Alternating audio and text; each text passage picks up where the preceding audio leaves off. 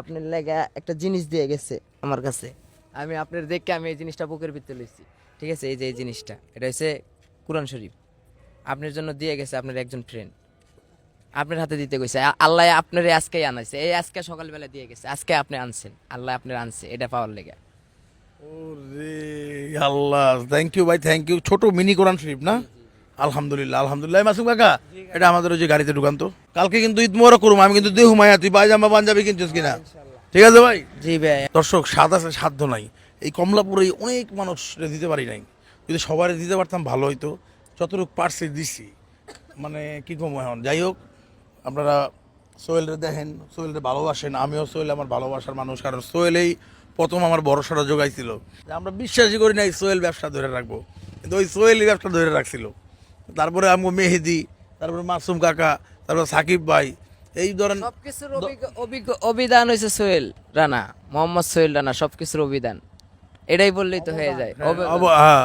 তো আমি সব মিলাইয়া মানে 8-10 জন মানুষ, এরা মনে করেন যে ব্যবসা বাণিজ্য টিকায় রাখছে, দেখাই আমাদের একটা কনফিডেন্ট হয়েছে যে না আমরা দিব। কিন্তু তবে এখন থেকে আমরা অ্যাভারেজ মানুষকে দিব না, যারা অনেক সম্ভাবনাময় তাদেরকেই দিব, কারণ তাদেরকে এটা মোটামুটিভাবে একটা দিব ভালো ব্যবসায়ী, কিন্তু সম্ভাবনাময় মানুষগুলারই দিব ঈদের পর থেকে। আর আমরা দোতারার কন্টেন্টটাও যে আমরা টুন ওই প্রোগ্রামটাতে ফিরে যাব।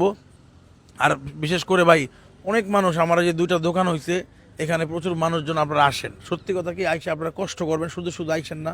আমরা এরকম আপনি প্ল্যান করে করে আমরা এরকমভাবে মানুষকে সাহায্য করি না। আর আমাদেরও তো ধরেন অনেক হাজার হাজার কোটি টাকার মালিক না আমরা, যে ঢালাওভাবে বিভিন্ন, আপনি যখন আইসা কক্সবাজার থেকে আসছেন আমার দোকানে, আমার জন্য আসছেন, বা একটা কিছু ব্যবসা নেওয়ার জন্য আসছেন, তখন ভাই আমার কাছে যদি ব্যাপারগুলো খারাপ লাগে, আমি যদি ধরেন আমি তো আপনারা দিতে পারি না, তখন আমার কাছে খারাপ লাগে যে আপনি এত কষ্ট করে আসছেন।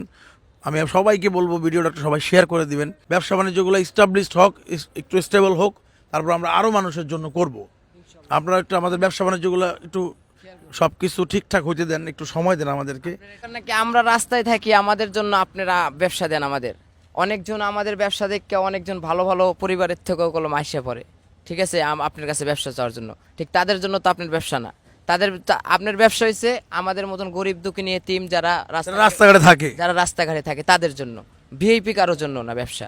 ঠিক আছে, আপনি আমাদেরকে ব্যবসা দিচ্ছেন, আমরা ব্যবসা করছি, মেহেদি ভাই ব্যবসা করতেছে, আপনার অনেকজন ব্যবসা করতেছে, আপনি নিজেও একটা ব্যবসা খুলছেন।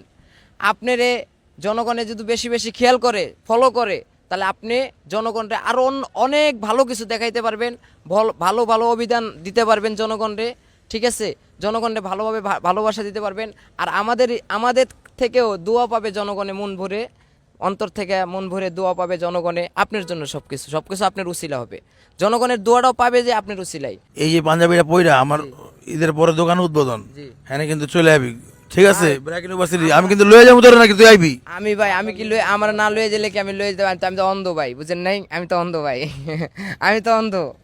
আমার নাম হচ্ছে মোহাম্মদ সোহেল রানা, ঠিক আছে? আমি এখন কানা। আমাদের এটা যখন খোলা হবে, তুই আমার দোকানের আশেপাশে 5 সিগারেট বেচবি সবাই নিয়ে, হ্যাঁ ভাই।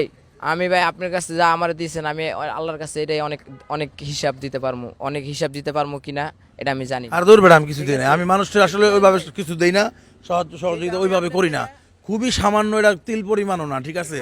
যাই হোক দর্শক, ভিডিওটা শেয়ার করে দিয়েন।